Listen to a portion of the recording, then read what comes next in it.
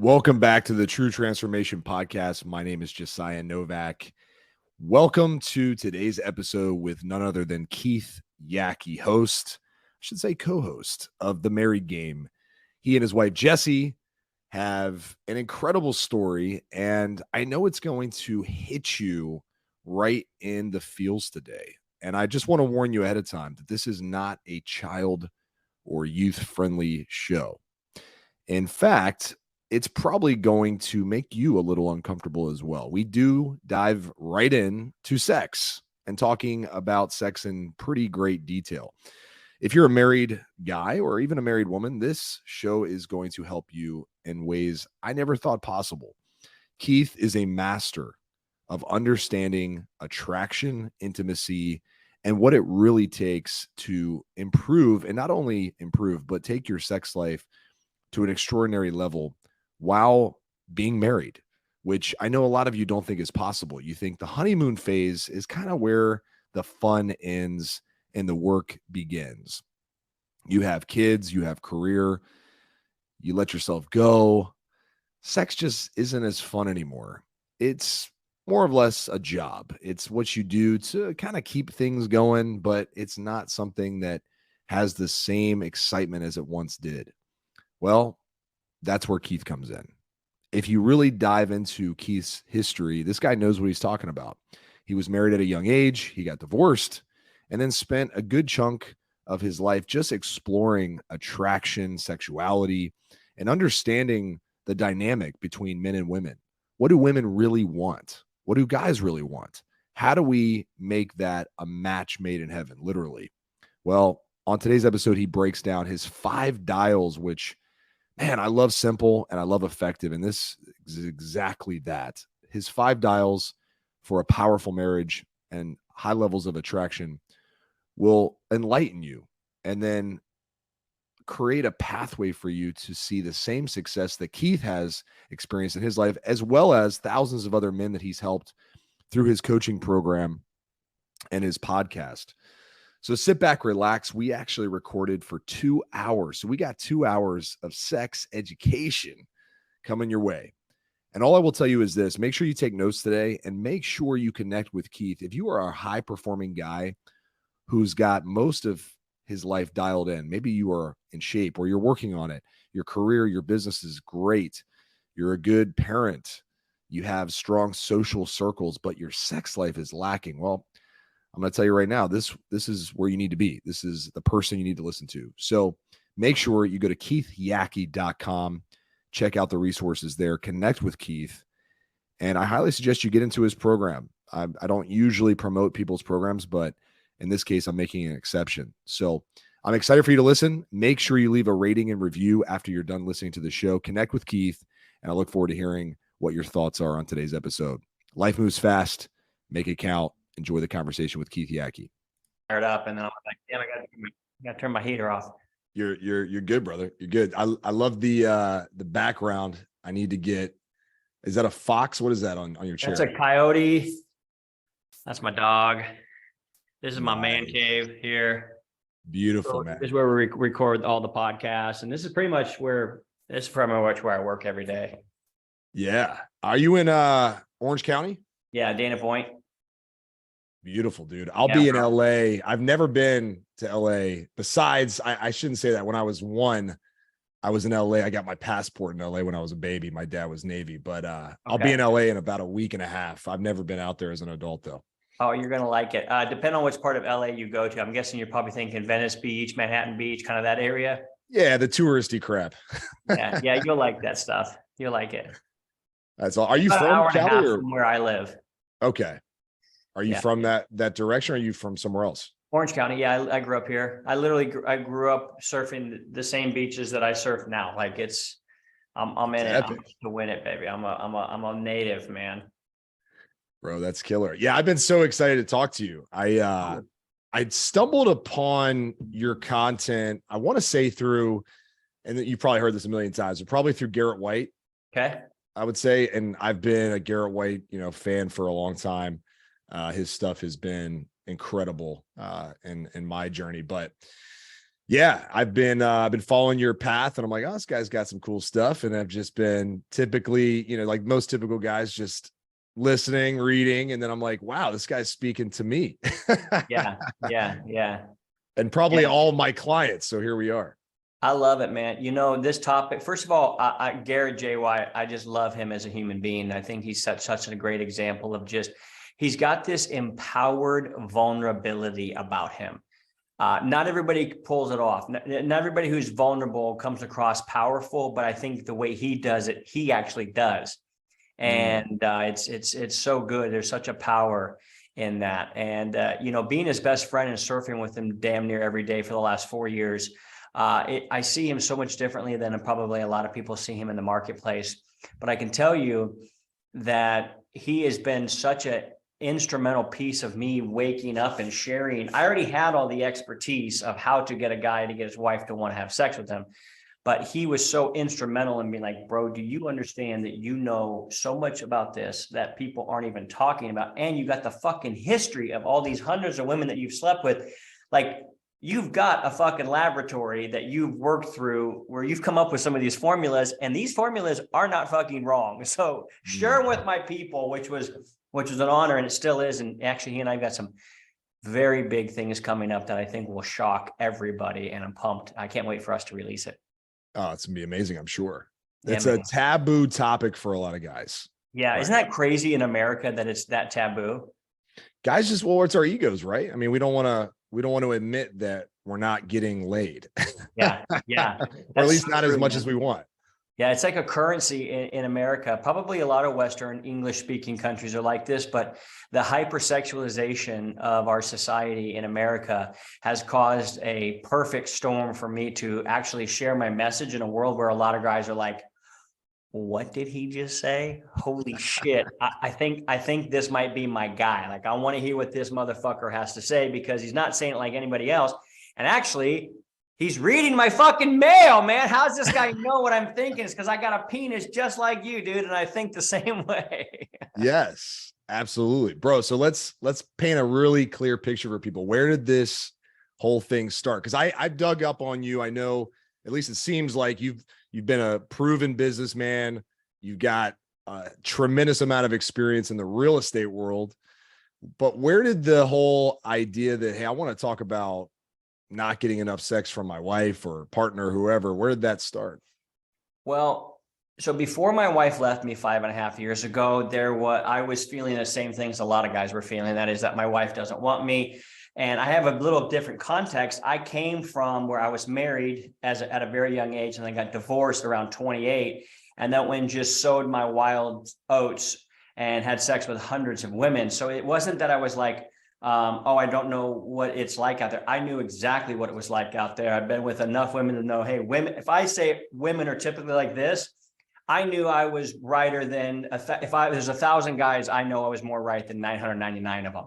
Mm-hmm. And maybe if there was 1 million guys, I knew I was right more than 999,999 of them. But I noticed that didn't translate into my wife actually wanting me. And so it became pretty clear for me that there was a differentiation between short-term attraction and long-term attraction. And so what I didn't know, I couldn't articulate it back then, but I'm noticing like there's this problem going on that eventually led to her FaceTiming me as we were about ready to move into our dream house and say, hey, listen, I'm going to help you move in, but I'm not staying. And I thought, oh shit, here we go. This doesn't feel right. And what happened? And I could just tell there's nothing. I mean, I did all. And then when I actually came back, she did help me move in. And then we loaded up her U-Haul and my daughter at 2 years old, and they did drive away and they were gone. And at that point, I was like, okay, this is my fault. And I realized, well, shit, I've been complaining about the dirty laundry around here for a long time, only to realize that when the light went on in the room, this was all my dirty laundry. This was all on me. And I kind of dubbed hey, I'm 95% wrong at this. The only reason I say 95%, because I'm like, there's nobody's perfect like that. There's got to be something wrong with her. But it wasn't that it was something wrong with her. It was just that I wasn't showing up in a way that any woman, regardless of how pretty or whatever. Yes, my wife is absolutely gorgeous. Every guy on planet Earth would say, hey, if she's in a naked magazine, they're taking a look. You know what I mean? And I just realized, shit, there's not one of these women that I have been with over the last however long that would have stayed with me either. And that was on me. So I realized I was the problem, but almost simultaneously it gave me the realization that I'm also the hope. I'm also the solution. And so if I was the problem, then I'm the solution. So I started to figure out what is really going on here. I hired 3 coaches to get her back. And even to this day, I say, if you want your sex back or your ex back, we'll help you out, because that's actually how it started. So I get my wife back. All my friends are entrepreneurs. They all run businesses, and they've all got people within their companies that have problems that I just went through, which is, hey, my head salesman just got served divorce papers. Do you think you can help him? Yeah, sure. Let me see what he's got going on. Hey, bro. Yeah, I can actually help you. And then I did. And dude, I walked like maybe 50 or 60 dudes before I ever started Married Game through how to get their ex back. We shot 11 episodes of a podcast and did it for like 2 years. No, that's not true. Yeah, about 2 years. About 2 years before we ever even thought of teaching Married Game to married guys and just going in with guys. So that's where the genesis came. How Married Game evolved out of that was 100% to do with Garrett J. White. And I'm happy to get into that, but I want to be the guy that will answer the question, tell the story. And then if you have something you want to say, please feel free to respond, interject, because I could go on here and do a 45-minute webinar straight, but that's not what you're asking me to do. So I got so many questions. Okay, cool. We're going to break this sucker down. Cool. So was this was your second marriage you're talking about? Yeah. Okay. Yeah. How young were you when you got married? Because you say you got divorced at 28. How young were you when you got married? 18. No, I was 19. Oh my goodness. Yeah, bro. way too young.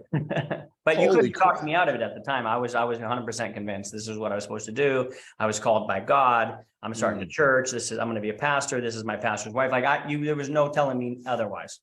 Wow. So then that lasted about, let's see, 9 years. Yeah, 18. Maybe I actually got married when I was 18, not 19. I was 18. Wow. So yeah, 18, about 10 years when it was all said and done. Dang. Okay. So you had that as a somewhat of a baseline, but then you went out and you sold your wild oats for how long until you got married again? Oh, dude. 4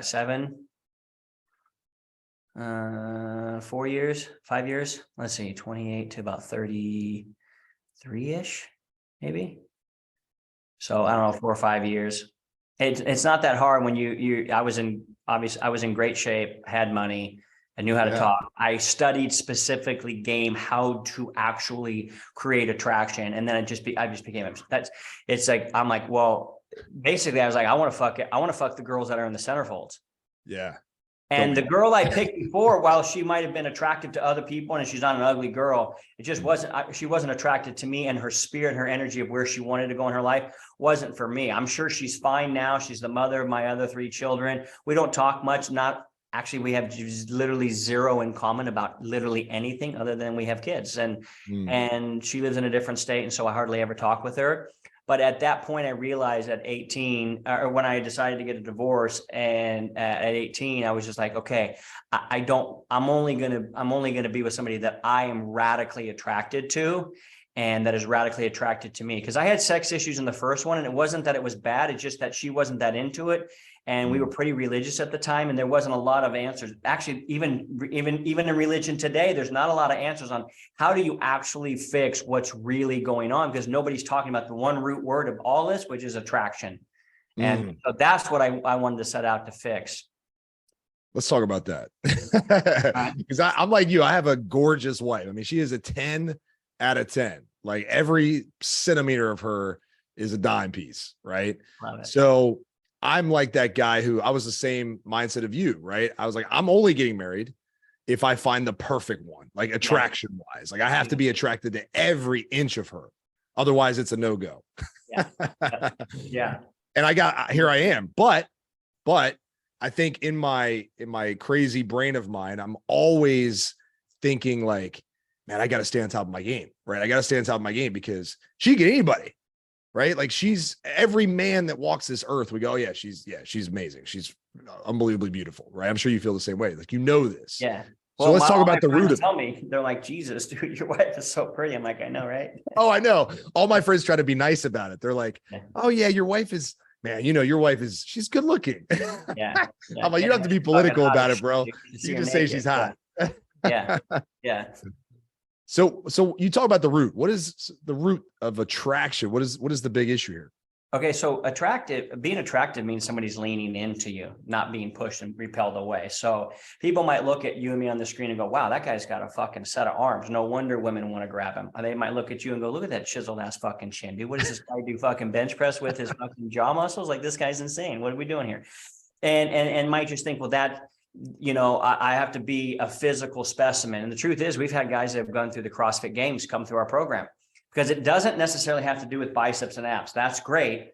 But even to this day, my wife and I, if she meets a guy with biceps and abs and he opens his mouth and he sounds like a dum-dum, she's like, oh my God, gag me with spoon. Same way we look at a hot chick and she comes up and she's like, oh my gosh, you're not going to be like, oh dude, she can't, don't let her talk around me anymore, please. She's a 10 on mute.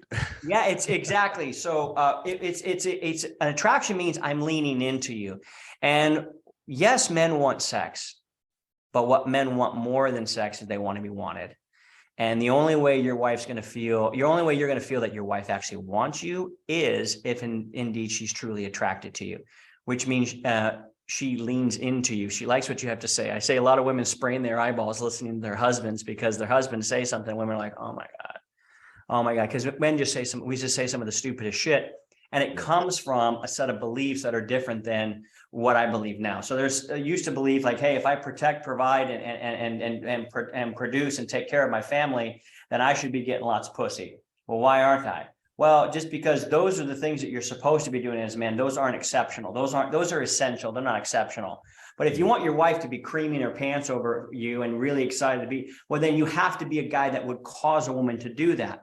And so this is where the disconnect is. Guys like, I want my wife to want me. And we just go, okay, time out, pause. Are you wantable? Well, most men have let their body go. And I've let my body go from time to time in my life. I'm looking great now. And I get a lot of compliments now. And I'm even on the road to becoming elite in my body and the way what I spend my time doing. And like, wait, do you see me in 90 days? I've hired a coach and it's fucking all go systems go. But that being said, that's only one piece of it. The rest of it is personality. Do they feel warm and secure and loving around you? Do they feel felt or heard and understood? Or do they feel like you're just clocking down a time watch just so you can say you put in time so you can go get laid? Do you do things just to get sex from her? And if you do, it's the same way she feels as if you thought she was just trying to get money out of you. And so what I'm doing is I'm reversing a lot of these scenarios where guys feel radically entitled, extremely emboldened to say, I want this. And yet reality, they haven't done anything to deserve that. And so they're in fantasy land. And that's where I lived for a very long time. And so no matter how good looking a guy is, I just go, hey, listen, you do have to stay on your game, but it's not just because she has options. I heard you say that, and I like that. And that's the step there. But one step that's even better, and you have to go to where you're going before you get to the next one, is the only reason I do all these things is because that's my standard. And that's why you look so damn fucking sexy with your shirt off and your shirt on, bro, is because you've decided that, hey, Josiah Novak's standards are, I'm going to be ripped forever. And so whatever comes in my body, you don't do that because you're just trying to get laid. You do that because ultimately that's your standard and it's the identity of who you actually are. Well, if you do that and you create that same identity and standard in being a husband, same identity in being a dad, same identity in being a producer, next thing you know, you start to put all these things together and you are truly what we call a provocateur, a man who provokes his wife to want to fuck him. Like she's like, I imagine your wife's at home going, wow, I can't wait for him to get home because dude, mama needs a good fucking plowing right now. Most guys are like, I can't believe he's saying that. Well, isn't that what you think? Well, yeah. Isn't that what you want? Yeah. 100%. Well, let me fucking show you how to do it because it's not wrong to want it. And even the joke about me looking over my shoulder, having a guy like basically not even be able to say in public, I want to get fucked. I want my wife to fucking like lust after me. I want her to want to spend all day in a hotel with me, just fucking her and having it. Like, what is so wrong with admitting these things if all of us really truly want it? Well, the reason why a lot of people don't admit it is because they actually don't know how to get it. And so they think there's no fucking possible way I could ever get it. So they immediately just hash the story out and go, that's not for me. Well, that fucking narrative didn't work for me for one reason. I knew I could get the opposite sex to be really excited about having sex with me. That, you know, you don't have sex with hundreds and hundreds of women because it was an accident. It's because there's a process and a way of being that creates it. And I was like, okay, that's when I started to understand the difference between long-term attraction and short-term attraction. They're actually very different sciences, as it were, in certain regards, and they're very much the same in other regards, but they all start with one basic understanding, and that is this: you've got to become the most attractive version of you for you and no one else. No one fucking else. I preach the same thing about fitness. I knew you did, because that's the only way you look the way you do. You got to become the guy you admire. By accident. What? Yeah, 100%. You got to become the guy you admire. Like, you follow all these dudes on Instagram. Why aren't you following yourself? Or why wouldn't you follow yourself? Well, because you haven't created that version of you yet, right? Like, that has to be it. So, dude, all right. I love it. I'm hooked. Now you got my attention. So you mentioned the short and long-term attraction. I'm really curious about that one. Being a married guy with kids myself, yeah. You know, I think back to our early days, and, you know, I'll be completely transparent on this podcast because that's just who I am. We have regular sex and it's great. Like, I wouldn't say like, oh, I'm going on a drought, but, you know, I'm a guy who I want it all. I want my wife to feel connected to me, and that same desire that I have, that animal instinct where I'm like, it's 12 o'clock, she's out, I'm like, I can't wait for her to get home, I'm gonna rip her clothes off. Right? I want her to feel that way too. Yeah. Let's talk about that. I think most of the people listening, at least in my arena, are married guys with kids who are like, yeah, the honeymoon phase was great like 18 years ago. Yeah. But now what? Now we're just surviving. Yeah. Well, first of all, my heart goes out to those guys because I know that that's a living hell. And I also know that honeymoon sex is for the minor leaguers and that soul sex is for the fucking big leaguers. And how to get Hall of Famers, baby. How to get to soul sex, bro, is understanding long-term attraction versus short-term attraction. So, okay, for example, short-term attraction, you come in, you're a high-value man. You know, you understand that you, first and foremost, you become whatever it's. If you're a great fisherman, you don't say, hey, we used to catch fish back in the 80s with this. We say, this morning they were biting this. So first of all, as a good fisherman, you got to understand what the fuck would attract this fish to come bite my hook. All right. So you got to understand what that is. So as a single guy, you go, hey, well, you know what? What do women value? Well, they value resources. So I need to become I need to become a great producer. What do they value?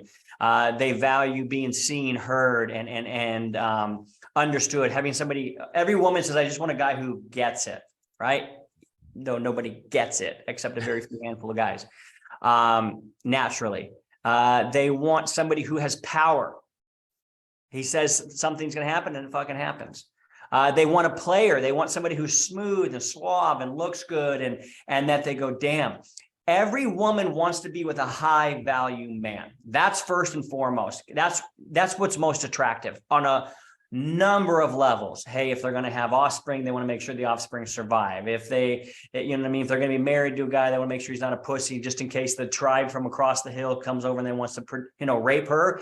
They want to know their man's going to be there to protect. So there's some of these natural primal things that are going on. What happens when that, and so for a short term or for, short-term attraction, I would not give any woman in the time of day. I would basically be like, they would have to work very hard to get my attention. Why? Because I have so many options that why would I schedule time to be with you? What makes you valuable for me to spend my most precious commodity or my most precious asset was my time and my energy to you? Why would I do that? So that's the leverage you have in short-term attraction. You have a shit ton of options and they know you have a shit ton of options and they want to be your best option. That's the fundamental mechanism of what makes short-term attraction very, very powerful. You do not have that mechanism when in long-term attraction, when you say, I do, and we're going to be together for fucking ever. All right. Western society, a marriage is looked at like a contract between you, your spouse, and some heavenly entity. And it is never to be revoked. And this is lifelong, even in the next life, basically membership you're signing up for. So you better fucking make sure it's the right one. That's the energy in America. Would you agree with that? Totally. 100%, man. So we've definitely got two fucking very conflicting mechanisms at this point. Short-term attraction, you've got this leverage. Long-term attraction, you do not. Which is why, because of that, because that one mechanism that's missing is what causes 85% of marriages and guys to go, I'm not happy with the quantity or the quality of sex within my intimacy, within my marriage. And what happens is they go to these old school books or these short-term attraction books and go, hey, I need to learn some game. And they learn a set of rules that doesn't apply in this game. It'd be like if you showed up for fucking basketball in your soccer cleats, I'd be like, hey, buddy, granted, those cleats are extremely valuable in this game. I want you to understand they are going to be a radical hindrance to you in this game. And say, well, what do I need? Well, I'm like, you don't need fucking long grass turf cleats in a basketball gym. You need something that's going to be able to grip the actual floor. Okay. So here's the switch. Where attention over here is what they are craving and crying out for that you will not give to them. Now over here in long-term attraction, it's the actual one thing you need to give them for them to know that they are still valuable to you. Okay. And so it switches over to where we love TNA. We love TNA. Everybody loves TNA, tits and ass, man. Show me that fucking rack and let me show me that booty hole, baby. Let's make it clap. We love that shit. It's probably when you touch a girl when she's first naked, there's a very good chance you spend most of your time on her ass or her tits. Okay. It is what it is what we like. Well, for us, for them, the TNA is not tits and ass, obviously, but it's time and attention. It's time and attention. So two things have to be in play for this mechanism to work. Number one, you have to stay an extremely valuable man. That is somebody that she still desires attention from. Most guys, when they switch over here, for some reason, the standards start to drop. They start to drop. They're no longer, they get their dad bods. They're not whatever. So you help a function of this and helping men get their physicality back. But a lot of times these guys start to become real pussies, and their personality is no longer attractive. And here's what happens. She was initially attracted to you, and then you stopped doing stuff that was attractive to her or attractive in general, or you started doing some things that were unattractive, and usually both, which mechanically caused her wiring to just start to lose the attraction. So your status in her mind just became lower and lower and lower and lower. Status is actually the most important thing in attraction. If you really look back at everything, you got a lot of fucking very rich, ugly dudes banging the hottest women on planet Earth because of their status. Okay. Now, the beautiful thing about everything I teach is its wiring. If you stop doing attractive things and start doing unattractive things, that attraction is going to start to leak out. The same exact science, same exact wiring within her mind is when you start to do attractive things and you stop to do the unattractive things, that it just starts to build back up in her subconsciously without her even knowing it. She doesn't know it. She just like, fuck, I'm starting to feel things for this guy again. Why? It's not that you negotiated into her. It's that you became this radically attractive, supremely valuable man again.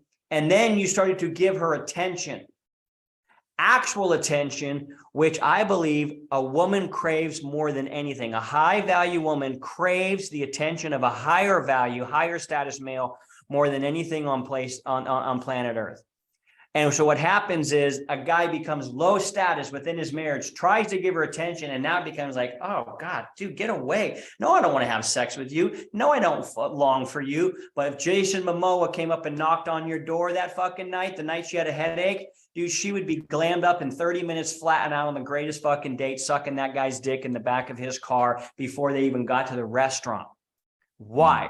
Attracted, because he's a high value man. So the number one is you got to become a high value man. The number two is you have to learn to give her attention that actually is meaningful to her.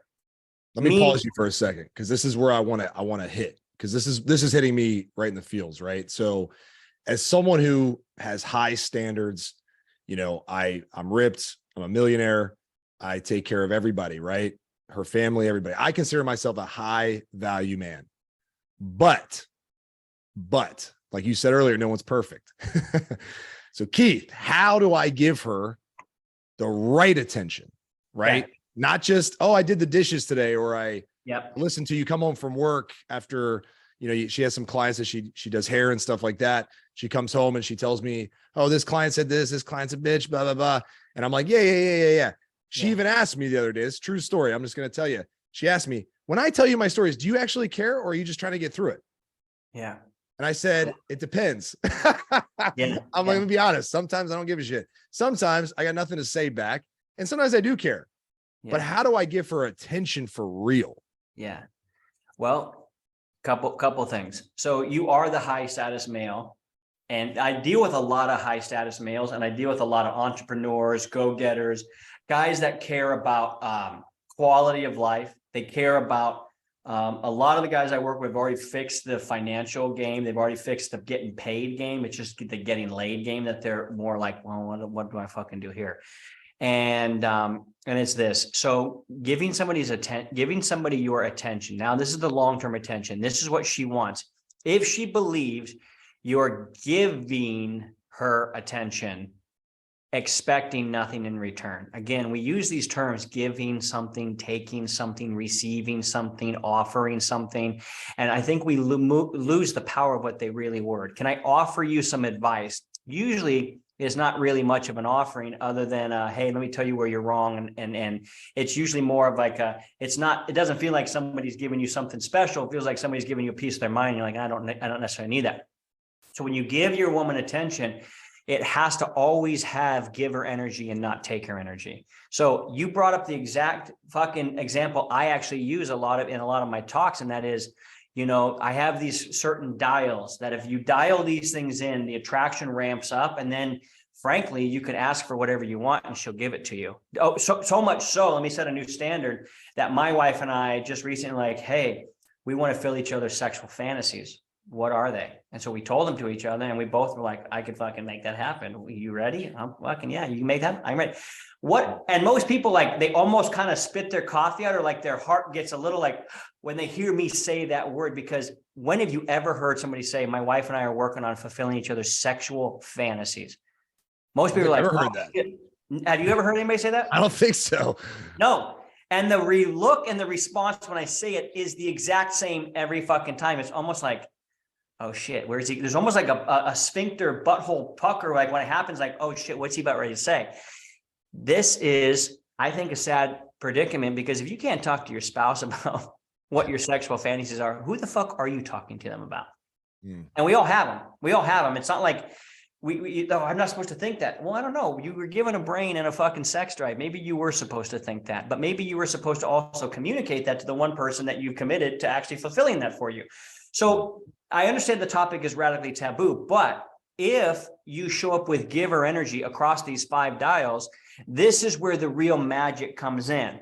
And you become the guy, because every woman I've known, every woman, except for like a very small handful. And if I've been with over 200 women and I've only met like 5 or 6 of these, I can tell you this is how small the percentage of women are who crave sex as much as a guy and think about it as much as a dude and actually want it more than a guy. Very small percentage of women actually want that. And so what guys think is they want that until you've been with one and they want sex 3 times a day. And you're like, fuck, dude. Good luck hanging with that. Now? You're like, I appreciate the fucking boost of sexuality here, but this is a little much. So, but if a guy just wants to be able to feel wanted and feel loved and could feel like he could ask his wife, hey, would this be something you'd be open to doing? This is something, or just saying, hey, this is something I'd really like to try, or something I really like.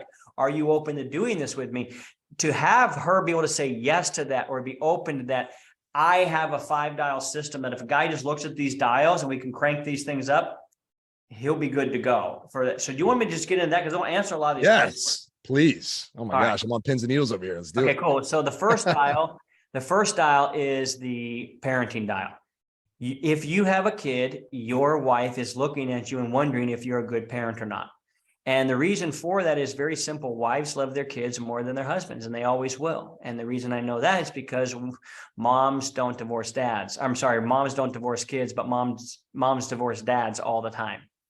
So clearly we know that a mom will pick her child over her husband every day and any day of the week. So we have to just say, well, okay, that's reality. That's truth. There's a reason for it. That's why she was born, is to birth babies, to get them to survive, et cetera, et cetera.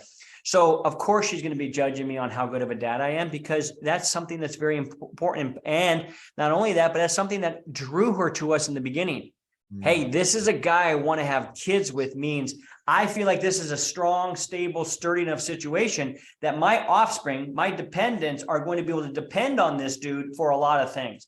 And when he isn't showing up as a great dad, that is a major fucking letdown for almost every woman. And so therefore there will be resentment built up towards that. So we always look at that first dial as, hey, how good of a parent are you really? And how good of a parent are you for being a parent's sake, not for, hey, I hope my wife watches me do this. Now, I'm not judging anybody on this. My wife literally told me I was the worst dad ever, that's so bad that she didn't even want to have a second kid with me. So I'm here on my ivory tower saying I'm a great dad and you guys need to listen. No, 5.5 years ago, that was one of the main reasons why Jessie left me, was she's like, you're such a shit fucking dad. I can't even leave our newborn with you. I'm afraid something's going to happen. Like, you're not even going to pay attention. This is a horrible indictment on me, because I had 3 other kids with another woman that I was a pretty decent dad with. But now I am the world's greatest dad ever, in my opinion. And my daughter says, hey, dude, you're an amazing dad. My wife's like, dude, you're an incredible fucking father. And actually, a lot of my friends compliment me like, dude, you really seem to understand your daughter really well. Well, I spent a lot of time with her, but I created a standard that said I have to spend 30 minutes a day with my daughter, no matter what, or else I don't get my parenting point for the day.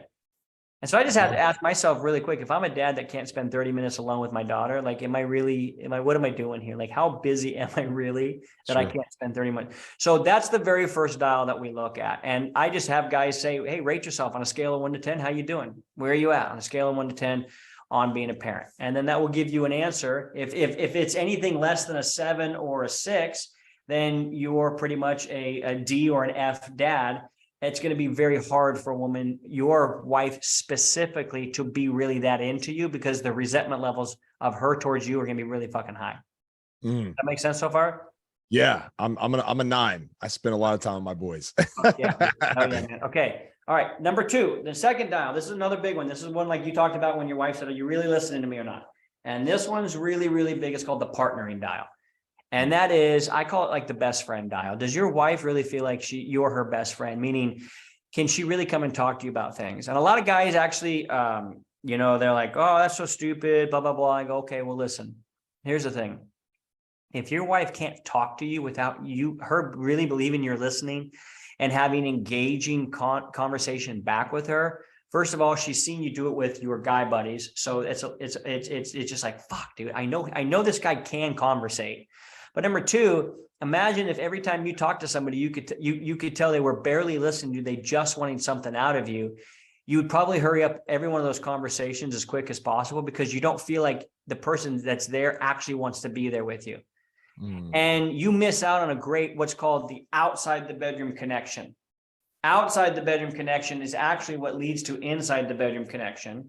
And this outside the bedroom connection is, hey, man, I really do give a shit a lot about what's going on in your life, about who you are, what you're working through, what's happening with your mom and your parents and whatever.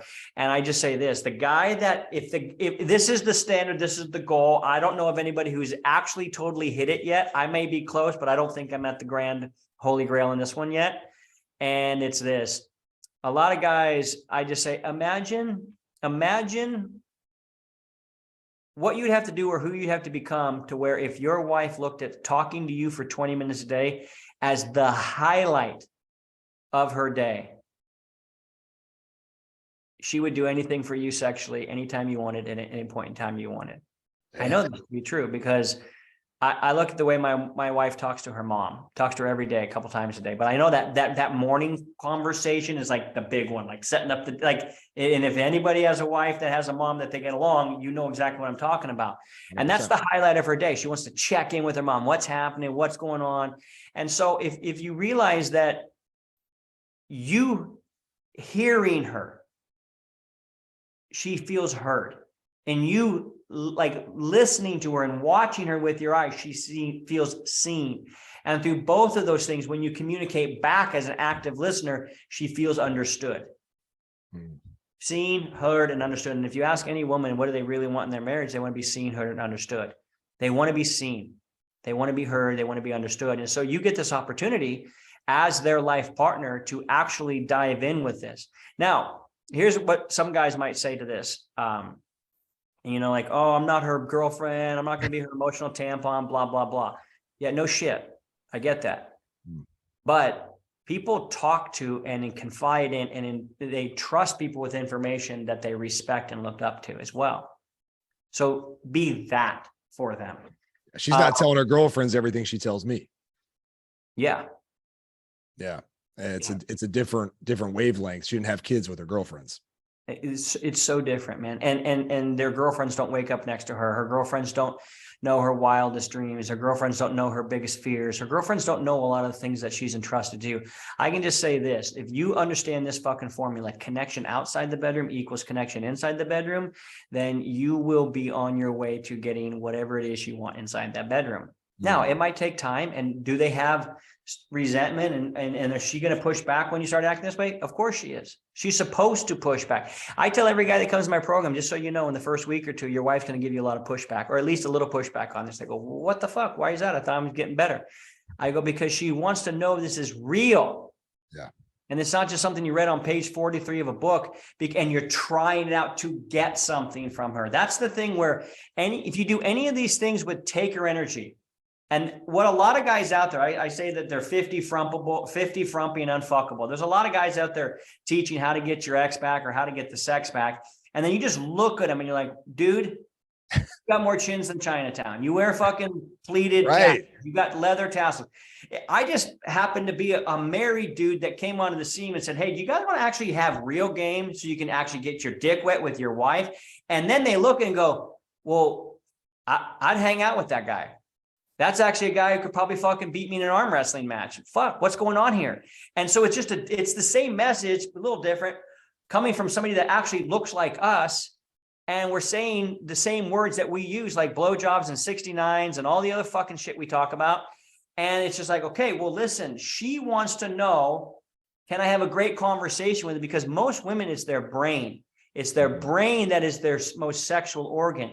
So she's going to test because she's already been so let down. This guy who she married that's not here anymore, and he's down here, and he's still expecting her to want him the same way when he was up here. But now she's reacting to this version down here, and you don't like it. You want her back up here again, but she's like, dude, I got to give you what you fucking giving me. This is horseshit. And then you actually start to become this guy again. She's like, well, wait a second. I've only been dealing with this motherfucker, and I've seen him do this for a week or two. I better push on it to see if this is real or not. And most guys fail these fucking tests. They fail every single test.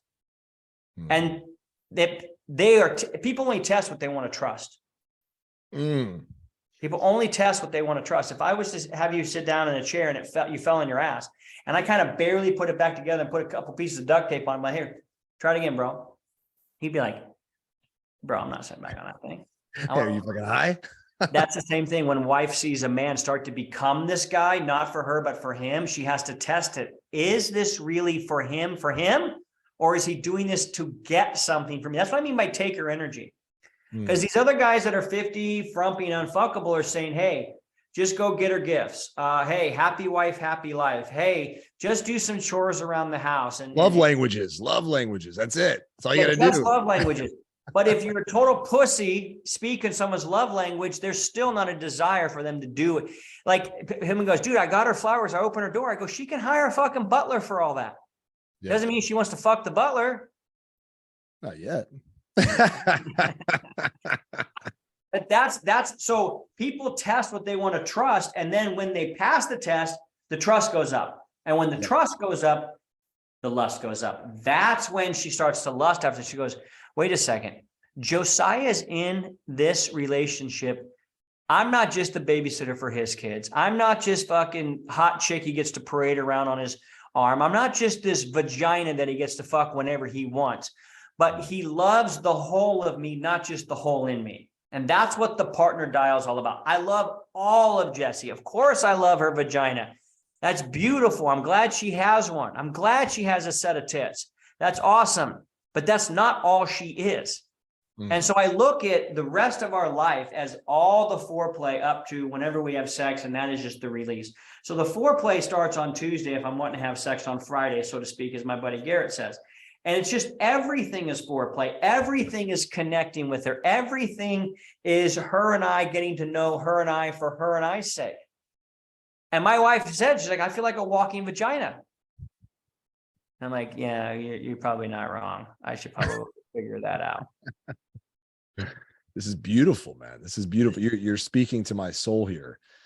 I'm big on energy, right? Like, I think you can sense an energy, like even just coming on this podcast, you can sense my energy right away. Like, is this guy cool? Is he not cool? Like, what does he want? Like, does he want something out of this? I'm big on that, right? I sense, like, immediately I got the vibe, like, oh, I can chill with this guy, right? This guy's cool, man. Like, I don't even know what you're gonna talk about, but this guy's cool. Like, let's just get after it, right? Yeah. So you got the 2 dials, but that second one, that one is like I tell guys with fitness, you know, you're gonna start doing all the things. We call it muscle meals and movement, right? You're gonna start getting after it. But life is gonna test your ass. Yeah. Right. You're gonna get after it, and then all of a sudden, boom, something's gonna happen. You're gonna be hit with, do I give in and say, you know what? I'm not ready for this. You know, life's going to throw me a curveball. Nah, it's not the right time. It's going to test you. For sure. Or your wife's going to test you. It's going to happen. Has to. She has to figure out, is this real or not? That's just 2 of the 5 dials. We want to hit a couple more? Bro, I want all of them. Let's go. Okay, all the dials, baby. All the dials. Okay, here's the 3rd dial. And it's the producer dial. Hey, listen, dude, nobody wants to be around a broke dick. You know what I'm saying? Women don't want to be in a 1-bedroom apartment driving in cloth seats cars forever. We're desired to expand, and we have a desire for nicer things because it's just kind of how we're wired. But it's not even so much about having a bunch of money, because yes, most of the guys I work with, because I mean, dude, I'm a business owner. We've been successful. That's the people I hang out with, and I understand us, you know, really well. And we have a mindset that says we will not settle for anything less than our best. That's the key determining factor for most entrepreneurs is I will not be under the boot of another man. And I want to become my best. And so it's running from the boot of another man, but it's also pursuing, you know, things that are nice and luxurious. And so that particular guy, a lot of men, they become workaholics. And they go, hey, I'm building this for us. And the wives are like, well, we haven't seen you. So whatever us you think is here, it's not true. We were moving into our dream home. We have the nice cars. She's driven all the cool cars that, you know, since she's been with me and all this other stuff. And it's simple. It was just simple. She goes, I don't give a shit about any of this. I just wanted to be with you. But we think because we're producing at a high level that we're supposed to just get whatever we want. And in fact, guys who are used to producing at a high level are used to getting whatever they want. So they feel extremely frustrated at home when they can't get what they want, so to speak. So that being said,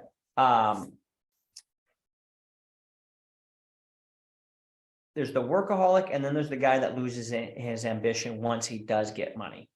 And I've been both.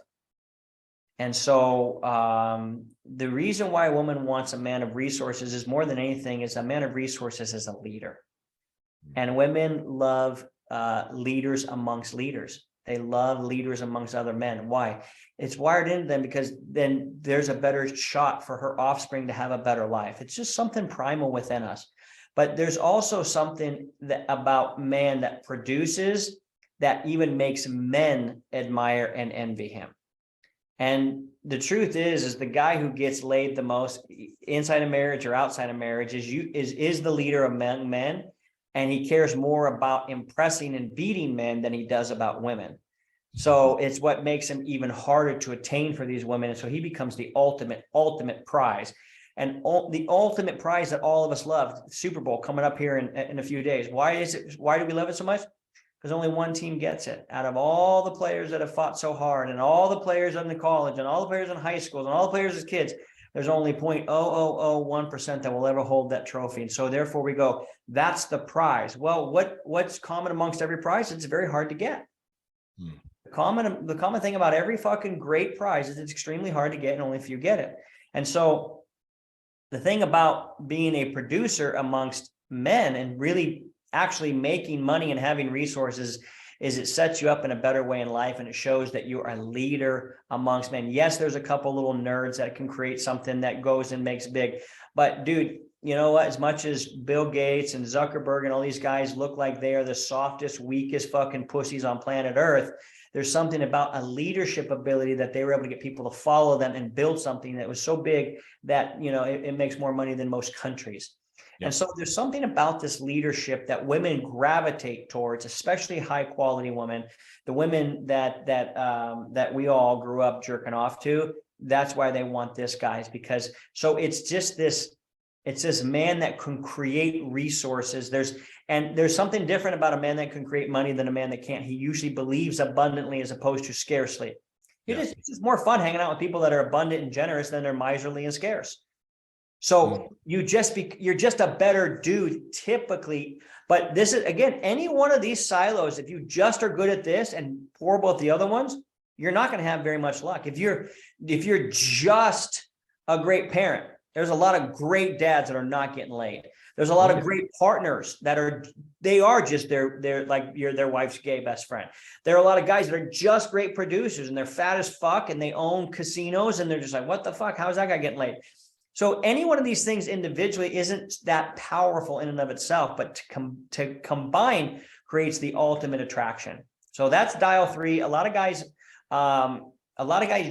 get entitled just because they provide, protect, and produce, and therefore they become apathetic. And it's the apathy that causes them not to pursue their woman in a way that shows he's given a lot of attention to her, that she really, this is why they say, you ever heard, you know, women have daddy issues? Oh yeah. What does that mean specifically? Well, here's what I believe it means. The girls with daddy issues are usually the ones that we say are porn stars or strippers or prostitutes. They have daddy issues. Well, what does daddy issue mean? It means they're seeking male attention.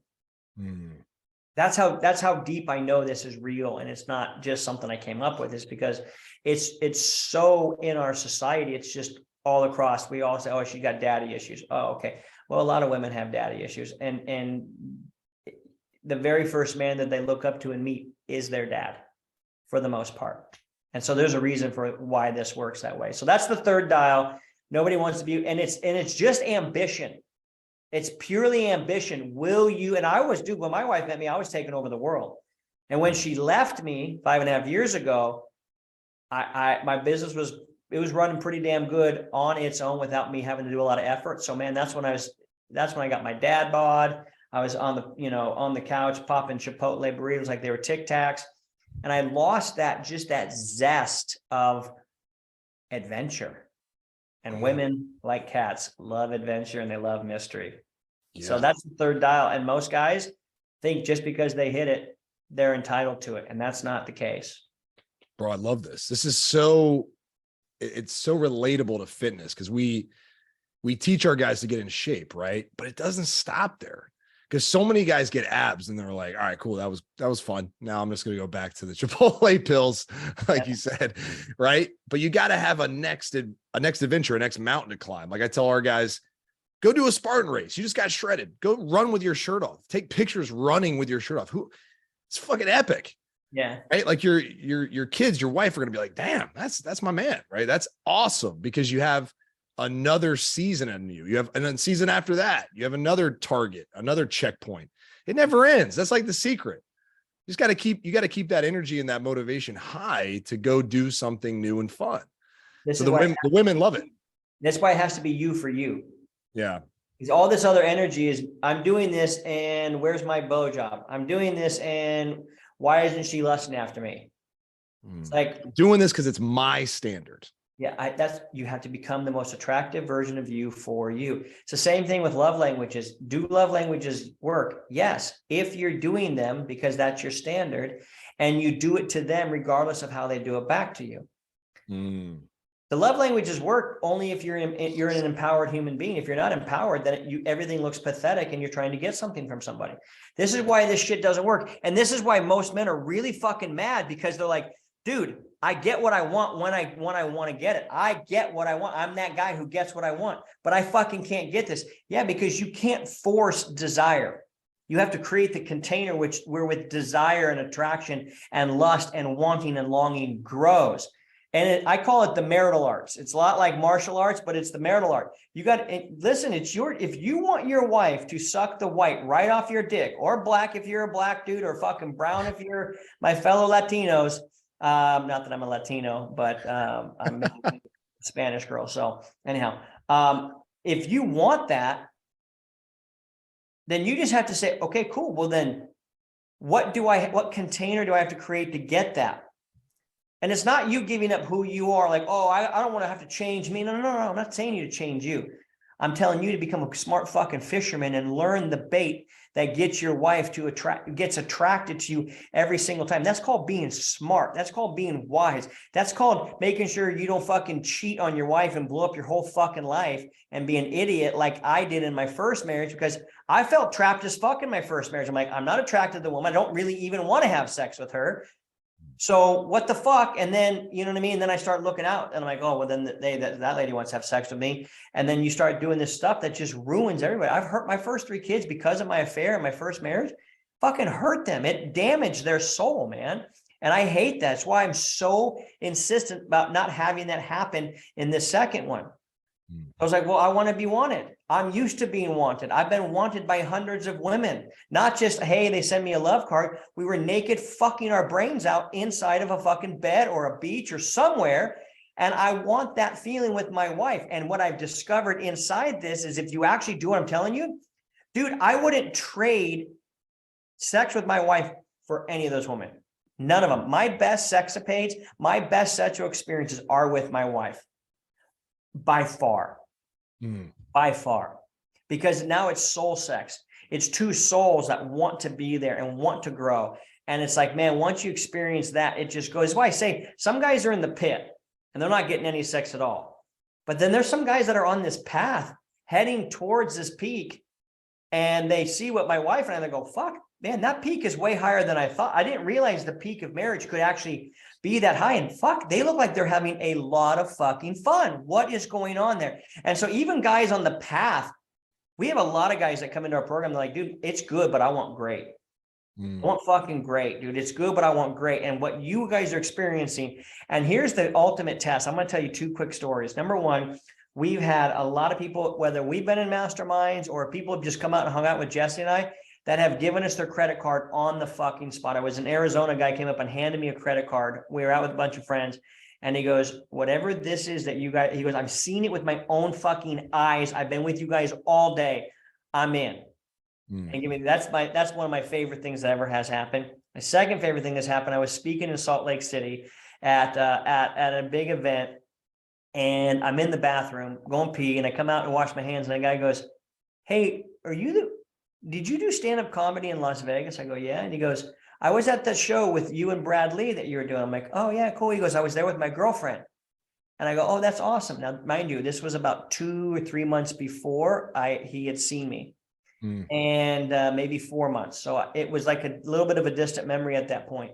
And he goes, yeah, dude, my wife and my girlfriend heard you talking about your wife in your comedy set. But later, after you were done, I went back to the bathroom and I saw you making out with some girl in the back corner, and you guys were fucking into it. And I was like, this guy's a fucking lying piece of shit.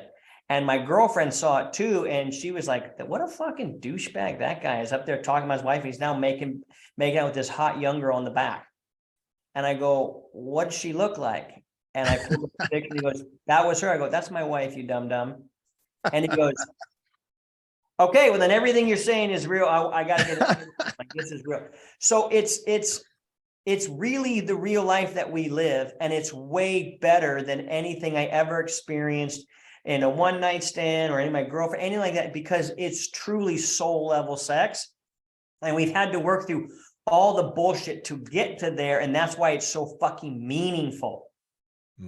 Yeah. Are there women that probably are younger and maybe in better shape or haven't had a kid and whatever? Yeah. Yeah. Sure. They don't understand my soul like Jesse does. And that's the beautiful thing, is once you get that and you understand that, the whole game really fucking changes, and you start speaking differently. You start saying things differently, and people hear it differently. So So that's where we come into now. Well, I'll pause in case there's anything you want to say on that. Dude, I'm I'm literally like just so locked in right now because this is what I know, not just me, but so many, and I say high performers, the guys like us. You nailed it when you said guys like us get what we want. Yep. We're so used to, like, I was a top athlete, then I went through a rough patch, but then I was like, nope, I'm going to get what I want. And I created a 7, soon to be 8-figure fitness empire. But it's like, I have a beautiful wife because that's what I want. But it's like, this thing takes more work than just like what we're used to, right? Yeah. You actually have to think deeper. You have to think smarter. Yeah. Just kind of like with you with six-pack abs, man. Like, probably keeping a 6-pack for you. I don't know. Do you have to spend much conscious thought on it anymore? Not anymore, but I did for a long time. Beginning. Same thing with me with my married game. And I fall asleep from time to time. My wife will be the first to say, hey, dum, what happened? I'm like, I fell asleep, my bad. And because I'm human, just like anybody else. And I've got a lot of irons in the fire, and I'm building businesses, and I'm doing the things I love too. And so giving her all this attention isn't always the top thing on my priority list. But when I realize that I'm starting to get pudgy in that area, I go, oh, well, wait a second. So at first it feels like you're having to really pay attention to a lot of things. Then it just kind of becomes who you are. And that's the goal of everything that I'm teaching. Is it's a becoming. It's not just a, hey, say these 3 words or do this thing. It's become the guy. And this is what happens in your brain. And this sounds cocky as fuck, and I don't care, because it's true. And if you can't accept it, then one day, hopefully you'll experience enough discipline that you will. But at this point in my life, I truly, genuinely believe that if Jessie left me, it would be her loss. Number one, I would be devastated because she's my best friend. I fucking love this lady with all my heart. She's the greatest person I've ever met. I would feel a lot of loss too. I'm not saying I would not feel a lot of loss, but my mind would be like, fuck, that's a bummer, because I really liked traveling. I liked her as my co-pilot. But I also genuinely believe and know for a fact there would be 100 women at my door, knocking on my door, the most attractive women on planet Earth, saying, how do I become the next Mrs. Keith Yackey? I only say that because of who I've become. It'd be like if I'd tell you, hey, you want to pick up some extra shifts down at Applebee's, and we would fucking probably put $18 an hour in your pocket. You good? You'd be like, what are you fucking talking about, dude? Like, no. Why? Because you become somebody that you have a way different standard. It doesn't mean that you think that those people are horrible or whatever. It's just that that's not a standard that you're going to live at. And it's the same way with me. I know how well I treat Jessie. I know how well I show up for these people. I know that and we have this in the married game, is our statements are, I am the catch of the county. The catch of the fucking county, which means if I become single, I'm now I'm the highest ranking bachelor in all the land. I know this sounds like crazy talk, but the only reason I can say this, because I can go look back at I've been tracking this for years now. How good of a parent was I? How good of a partner was I? Every day I can give myself a point for how good of a partner, producer. And then this next one is the one that's really key is, and this is what most guys, if they stayed this long, I don't have a hard stop on this. Can we keep going? No, this is beautiful. All right. The next one is the player dial. It's the player dial. And this is where a lot of guys forget this. And this is why a lot of guys can't say what I just said, or they go, that sounds a little cocky. No. I play with my wife. I know how to play. I know how to be flirty. I know how to understand what makes her laugh. And I get these things. For some reason, this thing is popping. I feel like a 1980s, like I'm wearing a 1980s blouse with my mom's with the fucking shoulder pad. I keep looking at the cap delts, man. You're good. Dude, don't make me flex my calves on you, bro. Dude, I'm just speaking of cocky. I'm literally the last man on earth that you'd ever want to do that to. My calves, not that anyone gives a rat's ass, but my calves are something special. Well, let's see them. I just showed you mine. I would, but my pants won't go over them. Oh, that's fair. These jeans nowadays. Okay, yeah. Yeah, dude. Yeah, those aren't bad. Those are close to mine. It's terrible angle.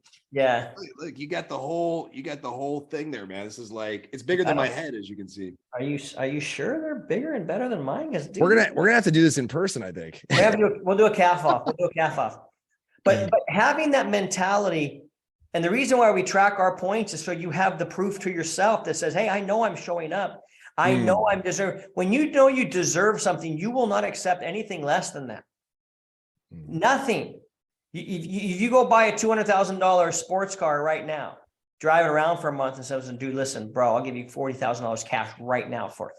You wouldn't take that. Why? Because you know it's worth more. Same thing. When you put the work in and you become a provocateur, you will not accept any bullshit. Nobody, you become a $200,000 guy, you don't accept $40,000 anymore. We won't make that trade. And so that's where the confidence that seems like it's cocky comes from. It's like, no, motherfucker. I can lift a 50-pound dumbbell. That's not a problem for me. I put the work in, I have the muscle. So that's what it is. I'm saying, become the guy that can do that. You have to become a guy to do this. And I realize some of this, like talking to your wife about your sexual fantasies, or my wife and I having sex in the back of the Escalade on the way home from dinner, or me saying, hey, would you give me a blowjob over here? And she's like, yeah, no problem. Like, I understand that feels like the 450-pound squat to most guys that are just reading the fucking magazine and learning how to get a six-pack ab. I understand that, but let that be the inspiration for you to go. There is that level to go to, and it's way better. I'm telling you, as a dude that's had sex with more women than most any man will fucking ever. I think I was joking around with my buddy. I said, I probably had sex with more women than this whole fucking movement of guys combined. You know what I mean? You might want to fucking pay attention. And I can tell you that it's fulfilling to a point, but nothing, not even close to fulfilling to when this marital fucking soul synergy bliss happens. And it's this fourth dial that really brings out, it's the player dial. The player dial within your marriage. Who are you within your marriage? Who are you, and are you fun anymore? Most guys are no longer fun, man. And that's the thing. Guys, they go, I want my wife to be playful in the bed, because that's really what we're saying, is we want her to be playful in the bed. I want her to be playful in the bedroom. I want our bedroom to be like a playground. Okay, I get it. Except you and the word play do not go together in any other context. So what am I supposed to just assume we're going to do that here? And so guys are no longer fun. They're no longer the players. And I like to quote the great American poet Cyndi Lauper when I say, when she said, girls just want to have fun. She was right, man. And so a lot of guys don't bring out the sexy side of their woman because she's not having fun anymore. Everything's serious. Everything's an argument. And it's like, they're like, I want sex. And then their wife are like, I gave you sex for like 3 minutes, motherfucker. Like, hurry up. And then that's when a guy goes, well, I don't want just sex. I want like really good sex. I want you to actually, like, I want you to want this. You know what I mean? Like remember that old famous statement in the movie, The Breakup is one of the greatest movies of all time with Ben Vaughn. And she goes, I don't want you to do this. I want you to want to do the dishes. Well, I made a joke out of that. I said, yeah, like I told my wife, I don't want you to, I don't want you just to give me a blowjob. I want you to want to give me a blowjob. You know what I mean? Like, we want that. We want them to be involved in the act. And so some guys are in the pit where she doesn't initiate, she doesn't enthusiastically participate, and she's more into the spreadsheets than she is the bed sheets. But some of you guys have pulled out of that, and you're actually getting some quantity back, but now you want the quality of sex to be. You want her ripping into your back. You want her eyes rolling back. You want her just to fucking love when you eat her out, and then just watch her giggle and coo and moan because you are bringing her into a whole nother fucking world. You feel like a man. I always say everybody wants to feel like the fucking man, but it's hard if the man ain't fucking. Well, it's really true, man. And we want our women to be like texting us and like getting butterflies. And we want those things. And we associate those things with the early part of marriage or the early part of dating, actually. And it starts to cool off in marriage. Well, my wife and I have come to the agreement that if everybody just stayed like they were dating when they were dating all through their marriage would be amazing. Yeah, because fun. Yeah. And so it's like, when do you guys go on date nights? And I'll ask guys, you wouldn't go on date nights? And like, yeah, I don't know, maybe 6 weeks ago. I'm like, okay, you probably heard me say this, but I say it a lot. I go, well, what'd you do? They're like, well, we went to Home Depot to pick up, for some parts for the house. And then we swang through the Chick-fil-A, drive through. And I'm like, what are you talking about, bro? Like, no shit, Casanova. No wonder you're not getting more ass in the toilet seat. Like, if this is would you ever take a girl on a first date? Do that. Oh, I would never do that. Well, there you go. And the women are just not used to a man being a player anymore. So a player can be a lot of things. Okay. And this is how we look at it within married game. Number one, you care about how you look. Women definitely do care about a man's upper body muscularity. That's been proven over and over and over again. So and here's the other thing that a lot of guys, they get mad at me sometimes when I say certain things. And I go, well, let me ask you this: do you have a choice to be this or not be this? Yes. Then you're choosing. If you're not going to change it, you're choosing to stay the same. So if and by the way, I've had women literally just stop me in a club or a base or a beach or whatever and go, your body's incredible. There been times my body's been just fucking totally incredible. It's okay right now. You know what I mean? Like I still get a lot of compliments, but not like those compliments. Or a lady would just be like, damn, perfect stranger, come up and just like, fuck, I would love to fuck that body. So this actually has happened in my life. I'm sure it's happened in yours. I don't know how early you met your wife or how buff you've been and all this other stuff. I was single my whole 20s. I got married when I was 29. So I can promise you, without even knowing you and not even preempting you this comment, there has definitely been women that have come up to you strictly because your body and say they want to be with you because of your body. Yep. It happens. Women like that stuff as well. So a lot of guys like, women aren't individual.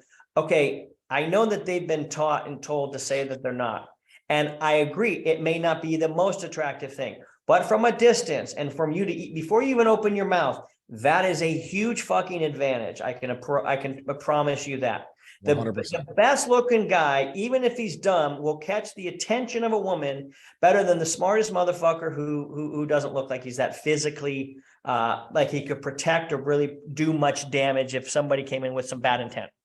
Yep. So he's in great shape. He actually knows how to dress. He wears shit that actually fits him. And listen, I've met guys that are really thin and lean that may not look like they could fuck anybody up, but no jujitsu, and they could fuck both you and I up with one hand time behind their back, but they wore clothes that were size appropriate, so they looked like they were in control. I mean, dude, if Brad Pitt from Fight Club walked up to you with a baggy shirt, you and I would both think this guy looks like a fucking idiot. Correct. He takes his shirt off, you go, oh, well, there's a whole different fucking story. So dressing to actually accentuate what kind of body you actually have, smelling good, having things tailored. I get it that these aren't the things that cavemen and prehistoric men were fucking thinking. Even pre-modern men weren't thinking about this. But in our day and age, women do actually give a shit about this. Being able how to flirt, knowing how to joke. I've laughed my way into more hot fucking vagina than anything else, dude. I have got them laughing and just giggling and it's like this energy, because if you're funny, here's what it takes to be funny. It takes not really caring what other people think. So somebody who's extremely funny is willing to say shit, because funny usually means you're saying something that's true that nobody really wants to admit from an angle that people definitely haven't seen. And if you're willing to do that, you must have a fucking big set of balls, because you're willing to say something that people could disagree with, could not like. So the attraction to humor is way deeper than just we like to laugh. It says so much about a person who can laugh, especially if they can laugh at themselves and still remain very high status. There's a lot of psychology to it, but you're gonna get your wife if you're playing with her, meaning you're playing games that she likes. You're going places she wants to go. Dude, I can tell you, we've had the greatest fucking sex and the greatest times ever, high, drunk, having the time of our life in a Vegas. We lived in Vegas, and we'd hire the nanny for the night to just watch our baby at least once a month. And we would go down eat the best restaurants, go to the best concerts, have the best fucking sex of our life multiple times that night, and do Vegas as a Vegas local with a fucking wife, but do it like we were fucking single, but do it together. It's like, well, how are you going to stop that couple? You know what I mean? Yeah. Yeah. So that's this energy of, dude, the dating never stops. The I want to be with you and fun never stops. The what kind of adventure and situation do we want to find ourselves in next never stops. I always say this: women want to be thrilled and fulfilled. They want to be thrilled and fulfilled. Fulfilled is we've got the house, I feel protected, I feel secure. That's the fulfilled, safety and security. But the thrilled is the seduction. It's the shenanigans. It's the, oh my God, what if we got ourselves, if all your good stories are from way back when, you ain't living, man. My best stories are now, dude. I've got the best fucking stories with Jesse just from 2 weeks ago. We're like, can you fucking believe that? That's my best friend. And we're going to go do shit together. That's adventurous. And so there's this wild, fun, exciting thing about being together that makes early dating, I understand because they got that new car smell, but dude, new car smell is nothing compared to fucking old soul vibes, man. Totally, man. Totally. Yeah. It's funny. Our best sex is we do day dates a lot because, I run my own business. So I can cut out for the day. Nighttime can be hard sometimes. We have two boys. But we get creative, say, all right, we're going to just cut out from work for the day and go do something fun. The sex that day, unbelievable. Best. Unbelievable. Yeah. And I will say, I was thinking about your rating system. I give us a 9 on that because, we're going to LA in a couple weeks, actually next week. And that's an adventure. We're just going, we're just got babysitters, kids are staying home. We go for 4 days. We live for that. Right. Yeah. Our stories are going to be absolutely nuts. We're going to live like we're 18 or not 18, 21, 21 out there. Right. But it's I speak from experience with that. You are spot on. You can never, oh my gosh, whenever I'm in a dry spell, as I call it, where it's damn, not getting that ass, I need it. The one go-to that I know will always work for me, at least speaking for myself, is the adventure. Let's set up a date. I'll be like, babe, Thursday, I'm not working. Clear your schedule. Let's go. And at the end of that day, just because I'm into it, I'm not doing it for the sex. I'm into it. I actually have a blast. Reconnecting. We're reconnecting. Yeah. That's where the intimacy goes to another level. Dude, this is life, man. We live in Orange County, but Hollywood is about an hour and a half away. LA, about an hour and a half away. And I used to do a lot of stand-up comedy on the Strip. I performed at the Comedy Store. Same night as Rogan before, man. And that's same so sick. Malcolm, I've got to perform at the same nights with some of these really cool. Got to perform with Kevin Nealon from Saturday Night Live, some cool comedian. And a buddy of mine runs a show down there, and he calls up. He goes, "Hey, man, I got tickets tonight. It's our I think it was their 9th or 10th anniversary for their running their show." And I'm like, it was a Thursday night, which, we probably jokingly call, maybe you do too, boys, it's a school night, right? Yeah. It's a school night. And I said, "Hey, Jesse, you want to go to eat your favorite West Hollywood? There's a couple restaurants we love at West Hollywood. Anything Lisa Vanderpump, Jesse loves because of this show." And I go, "You want to go eat at Tom Tom and then go to the Comedy Store?" And I said, we can get a booth. And we end up getting Mitzi, the owner's booth, at the show in West Hollywood. We didn't get home till 1 or 2, man. And we had a fucking blast, dude. We were just having just causing all sorts of chaos and how we cause chaos. And it was fun. It was lively. And it was just if you're not doing that, then you're missing out on the life that you want. Someone goes, "Dude, I want my dating life better again." I go, "You know who's in control of that? You get to decide what your date life looks like while you're married." I got a question on that. And it just hit me because I think and I'm just going to speak from my experience. I'm sure a lot of guys will feel the same way. I don't know why sometimes when given opportunities to be adventurous, I just went through how great I am at the day dates and all that stuff, but there's still moments where I pass on opportunities, almost because I'm afraid that if I do it, some other area of my life is going to slip. Right. So maybe I become boring. It's like, oh, well, shit, if we go to West Hollywood and we're out till 2, well, damn, I got meetings the next day. Like shit, like I'm not gonna be on top of my game. And then my wife has resentment if she finds out that I skipped on it. Right. Cause she wants that shit. She's like, dude, let's go. I don't need sleep. I need thrills, man. I'll sleep. What is that? Like, that's my wife. Totally, like, to a T. And I just wonder, why do I do that? You know what I mean? Why do I pass on those opportunities? Is it fear? Like, what is it? Well, or maybe well, there's a couple of reasons, probably. Number one, you may not see how important they really are. And so if there's not a lot of importance on something, if there's no desire for it, you're not going to do it. You know what I mean? Like, probably the number one thing you've realized in the guys that have gotten success going through your program is they've had a deep fucking unwavering desire to finally get to want to look the way it was that desire that pulled them. And so they would be willing to do whatever it took to get that. That's the common thread with guys who go through married game. Anybody who wants any change, there's got to be this deep fucking desire so if you are thinking there's a lot of fulfillment in your life, but not, a lot of fulfill, but not a lot of thrills, or she's really fulfilled, but not really thrilled. And you might just want to say, okay, well, you got to understand this. You're going to have to pay the investment to get the ROI, no matter what you want. So if you understand, for my wife and I to have this carnal fucking lust thing going after each other, and I know that after dating her and doing shit that she likes and being adventurous, and I took my wife on a couple-hour hike over here in Laguna, and dude, she was like, this was almost damn good as sex for me. I was like, well, is that what are you talking about? My sex? And she goes, no, this was fulfilling as fuck for me. Like, she loved it. She felt so connected. And so those date type things create that real connection, because you feel like you're skipping on something everybody else thinks you should be a part of. There's a lot of psychology why those dates are so powerful. But back to your question, why do you avoid it?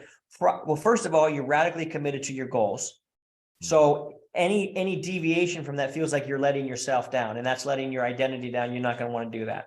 So you just need to put it into the identity of, okay, for Josiah Novak to be totally like an A+ on everything, you just know there's going to be some investment in that particular dial you're going to have to make to get that thing to be where you want it to be. So it might be, hey, we're going to do a Comedy Store one time, but I don't like to stay out really late either. Like my regular standard routine is I'm in bed by, like, last night I was hitting the quilts about 7:45, 7, almost 8 o'clock, because we just put our daughter to bed. We didn't have sex last night. So I'm like, I'm going to bed. Yeah. And I was thrilled. Like, if I'm in bed before 8, I'm like so fucking happy, because I want to get up before and do my thing. Yeah. But then I realized there's times where it's like, but I know this little filly needs to get out and just fucking run around a little bit. And you know what? It makes her feel amazing. Like she's still alive. She's still vibrant, and that we're not missing out on anything in that as well. So it's just a little taste and we come back, little taste and we come back. So if I just think you might not understand how vitally important it is. And now that you maybe re-see it a different way, yeah, you'll be like, no. I want to create that. I want to create that. Yep. That makes so much sense. What's the last dial? The power dial. Oof. The last dial is the power dial. And this one is, I added this into the program after I'd had about 100 guys go through the program. We're about 250 guys have come through now. And just the coaching thing, there's about another 100 guys have just bought the modules, but about 250 guys have come through the actual full-blown coaching. And after about 100 of them realized, man, shit, some of these guys are getting the first 4 dials, but they're not getting laid the way I know they need to be. And there's something off. And I could hear it in the energy of how they talked. And I realized we had to add a 5th dial. And actually the guy who was working with me at the time was really keen in on and recommended. He wanted to have more like a purpose dial, but I was like, no, there's something different. And it's the power dial. And it's this energy of we're entrepreneurs, we're go-getters outside of the home. And then we come back home and we start acting like the employee. We start checking the clock and, okay, what do you need me to do? How can I help? Blah, blah, blah. And we start acting like fucking the help, as opposed to the lead going, okay, I'm here to be with you guys. I'm radically present with you guys. If you need help doing something, awesome. But it's not coming in with this helper energy. It's coming in with this more of an empowered energy of like, they're excited to be with me. But it starts way back before that. So there's 4 questions we have every guy ask every single time. And it's simply this. And let me tell you what it's meant to get rid of. And then you'll understand why the questions are what they are. We're trying to get rid of this needy, pouty bitch validation mode that most guys are in with their wife. So they'll go and do these things. You know, they'll type in the internet, how do I get my wife to want to have sex with me again? How do I want my wife to want me? And then you'll get some dude that's 50, frumpy and unfuckable talking about you need to learn how to communicate. And they're like, oh, fuck, okay, I'm going to communicate. And they go and they try a few communication lines only to have it blow up in their face and like, fuck, that didn't work. And then they start getting mad. And this was supposed to work because fucking Stanley over here at fucking Pleaded Khakis R Us said, if I did this, that would happen. They're like, fuck, that doesn't work. And they go through these mechanisms, all only reinforcing something in her brain. And that is, this guy is trying all this shit just to get something from me. Correct. And therefore, he has no power in her eyes. And so she's like, ugh. And it leads to them falling into what we call the mom matrix. The mom matrix is where the wife actually looks at the husband almost like another kid. And a lot of guys will say that, like, I got 2 kids, but my wife says she has 3, hardy, har, har, har.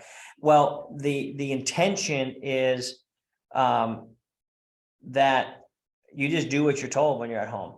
And you're not a leader. And so therefore, all the things that you are at home are really unattractive based on, because you think this is how you're supposed to do this happy wife, happy life bullshit.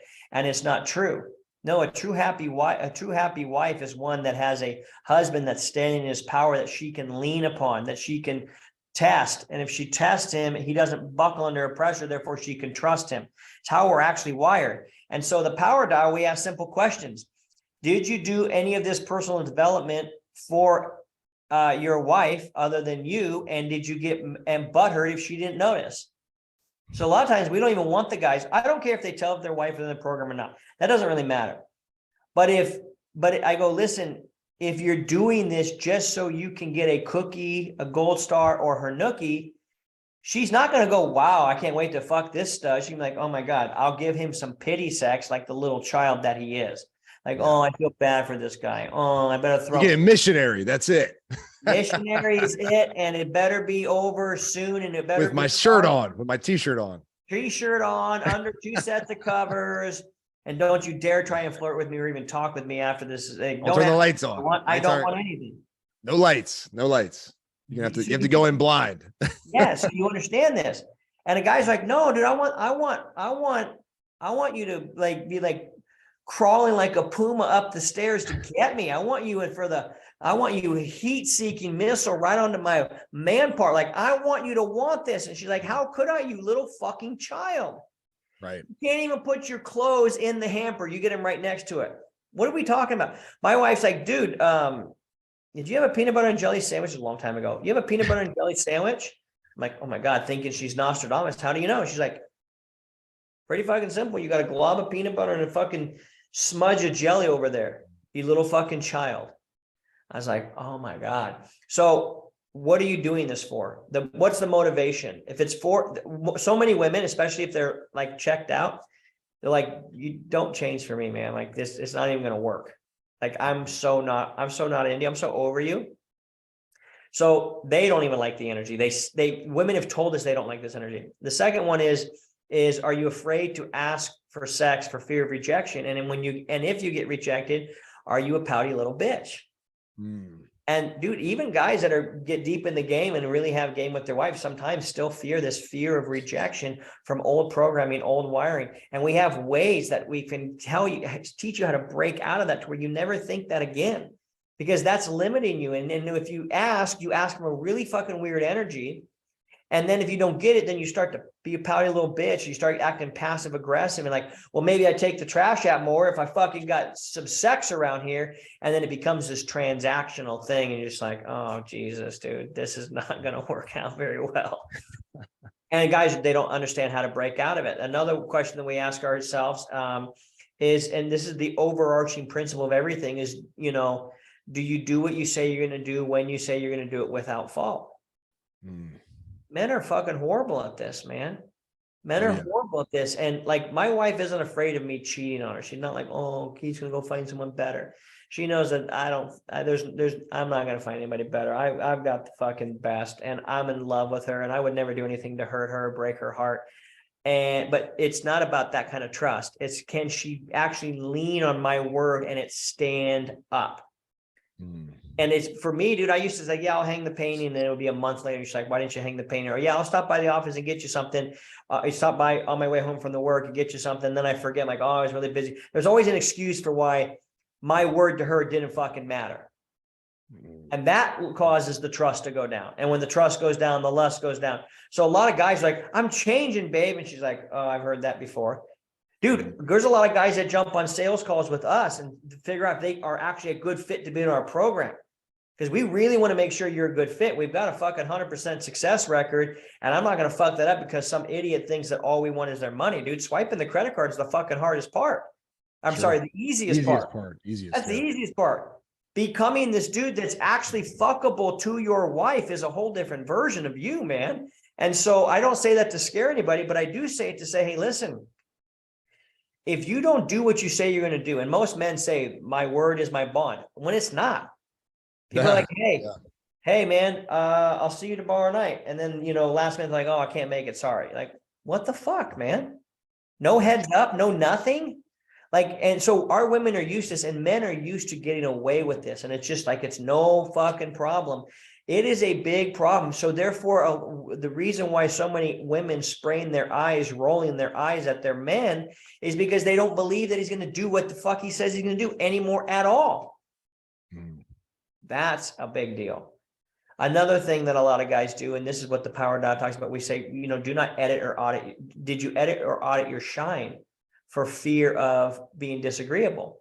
What that simply means is, like, were you afraid to be, are you editing who you are? Are you auditing your shine? Are you playing smaller because you're having to walk on eggshells around somebody? And you're just, you've settled for being tolerated, not celebrated. And we have a big statement in my house. I will not be fucking tolerated. I will be celebrated. But I have to also know I'm a man worthy of celebration. And I'm doing that because I would celebrate me. I am clear enough about what the fuck's going on that I'm not living in la fantasy land. And so, dude, if you really do what you say you're going to do when you say you're going to do it, that is the most sexiest thing ever to your woman, because it's the small things, it's the little things that are pissing her off. And what most guys don't understand is that most women will plan a year or two before they leave.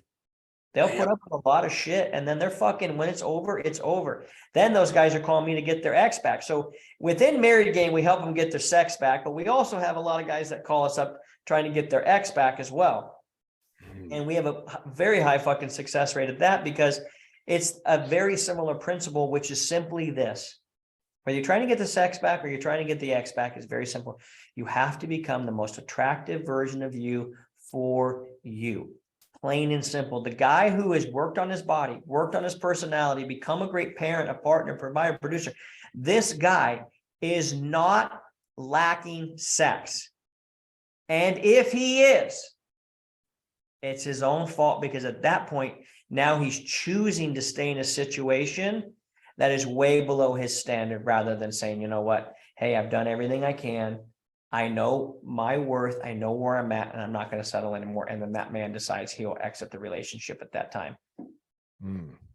So so the bottom line, I hope that everybody's hearing, is we teach guys, like, you will fix your sex life. It may not necessarily be with your current wife right now, but if you're willing and committed to fix your sex life for the rest of your life, we can help you. And we do have guys that end up getting divorced through our program, but it's because they come through, they actually become a provocateur, and then we teach them to have grace and to give space and to let their wife rise. But some of the wives are just like, no, this new version of you is amazing, incredible, and I actually don't want to become that with you.